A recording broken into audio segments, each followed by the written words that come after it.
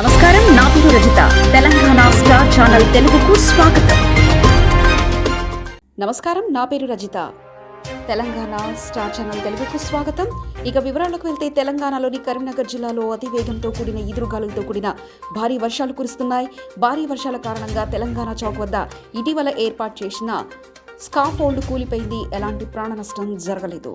మీకు గనక ఈ వీడియో నచ్చినట్లయితే లైక్ చేయండి, షేర్ చేయండి, సబ్స్క్రైబ్ చేయండి.